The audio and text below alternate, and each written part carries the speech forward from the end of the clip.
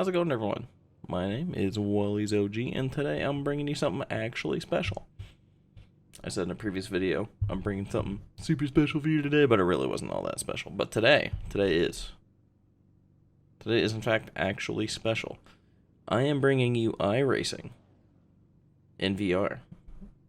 There's tons of other videos in much better quality and much better everything all around, but you know what? This is the first genuine WallysOG experience. It's the only one on YouTube like this.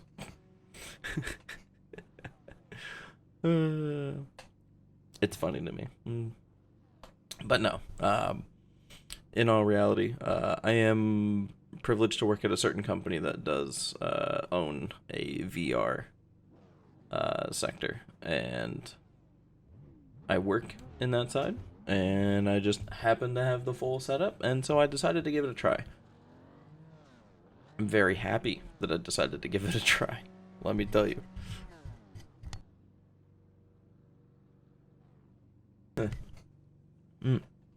Sorry. I do most of my videos in one take, so if there is a pause, it's either me drinking or I'm coughing. So I do apologize there. But yeah. As I was saying, I do work at a company. I do have this. I got the setup going. And this is my first actual race in VR. To me, this was something that was like, I wouldn't be able to get this kind of experience unless I was like going somewhere. I feel like this was like a machine, definitely kind of thing you'd have to go either a higher end like entertainment place, I guess, or just, you know, kind of a built for purpose, like you'd have to go to I don't know, maybe a racetrack would have this as a thing, like, you know, that you could go to. But I never just really kind of thought that one day I'd be able to just sit down in my own chair, just put on, you know, a headset, and boom, here I am. And it was actually super relatively easy to set up. Now, if you didn't have the full-on rig or anything like that, you know, this is still accessible. You would just need a VR-capable PC, which I still think is, like, you know, pretty big. But when I looked up everything, it's actually, like, not that bad, actually, for a VR-ready PC. And then just for what I currently have right now, a Quest 2, the cheapest one is less than, you know, any of the consoles you can pretty much get today. So that's not terrible. And if you really went for a full budget set, you could get a Logitech G29 wheel and pedal setup. I mean, assuming you have the PC ready for it already, you're looking at still under, you know, like $500, maybe a little over $500 to be able to experience something like this. And I just, you know, it's a lot of money, obviously, you know, don't get me wrong, but I didn't think it would be that easily accessible. My setup's a little bit more than that, but I did have the money at the time, but I did go a little budget on the rig itself. I do have the Vivor or Vever, whatever you want to call it. Basically the AliExpress or the Alibaba kind of like mass-produced one that you could just kind of buy. And I got that for like $300 or $400. I can't exactly remember. It's pretty adjustable. It's pretty decent for like what it is, and I can't complain. I didn't put it together correctly, so it's a little wobbly and whatnot, but you know what? If I did one day actually just went back and kind of redid as a little bit at a time, and that part's holding up a lot better now, a lot less adjusting. So still recommend it, but you know, if I have the money, eventually one day I will upgrade if this goes any farther. Turn 1, WallysOG, still missing it all the time. It's fantastic. The rest of my rig setup, though, is a Fanatec CSL direct drive, and the McLaren GT3 replica wheel is on that, and the Clubsport V2 pedals. Just throttle and brake. I think, if I'm remembering correctly, as I poop my pants right there, both in-game and out,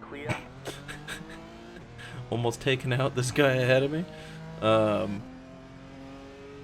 If I'm remembering correctly, all of that was around $600 to $700. It was like before Christmas time, so I think there was like a deal going on, but a lot of the stuff also like wasn't available. Either way, I've had it since late December, somewhere around there, and it's been great. I've been having a blast. It's definitely, you know, it's night and day difference from the Logitech wheel, but it's also 3 times the price if you're gonna buy like a basic kit, basically. So, but either way, setup aside, intro aside, and all that, we're already probably a quarter into the video, so it's not even really an intro, but there's obviously some settings and whatnot to be worked out, because as you may have noticed, this is definitely like left eye dominant, or at least it seems left eye dominant. I could have also just been looking that way, because I do tend to lean to my left a bit, but yeah, it's actually pretty insane. Like the feeling inside, and I had my headphones on and everything while doing this. I don't really have, you know, I'm not in a motion rig or anything like that. I can open up a window and have a slight breeze maybe, but that's not really going to do anything. But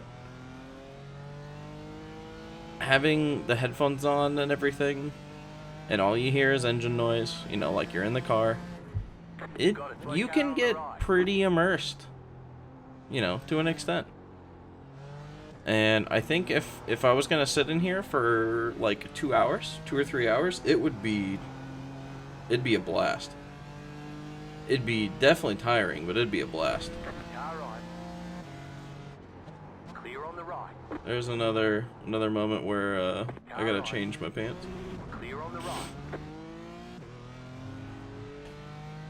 It's also a good thing to note that we're all like last place right now, and you see me shaking my head a lot and whatnot, and I'm sad because I still can't really control the car.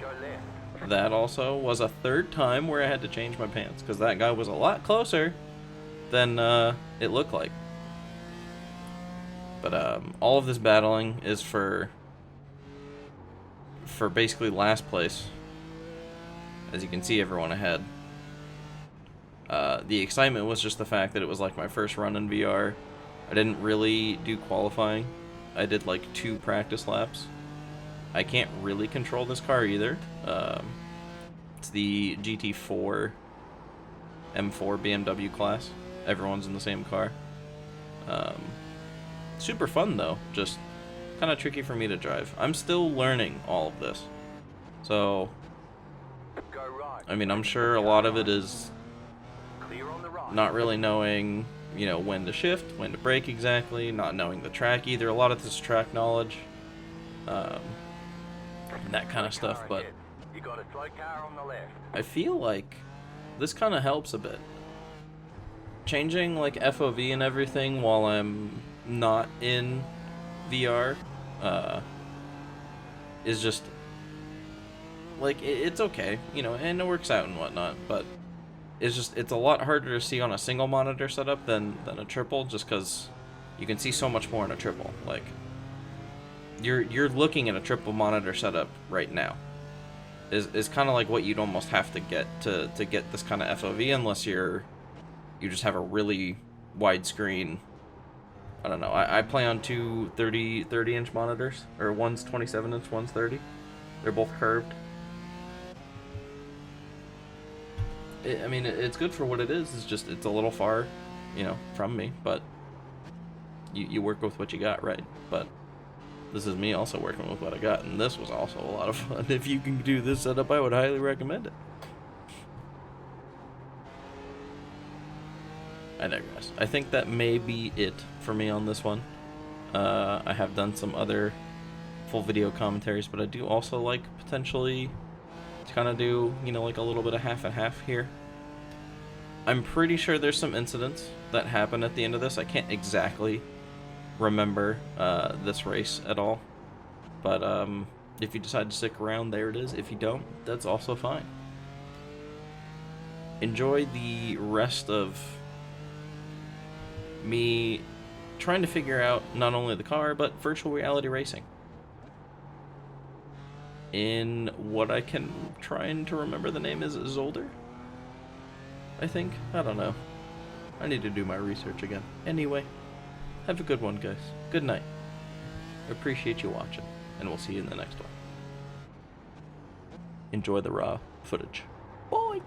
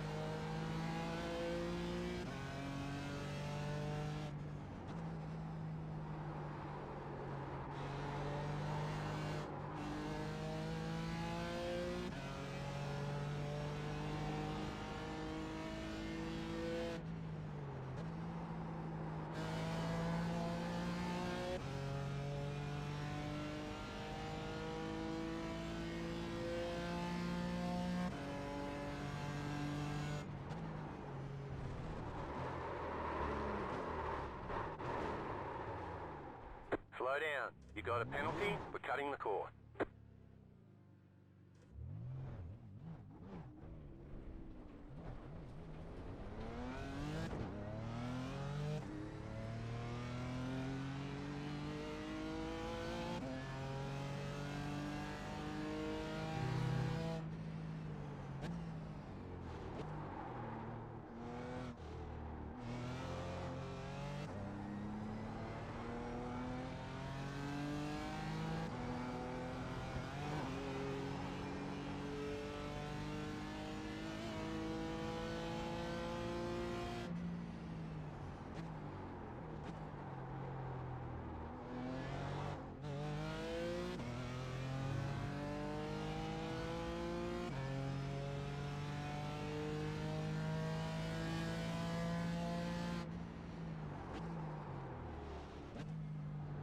White flag, stay smooth.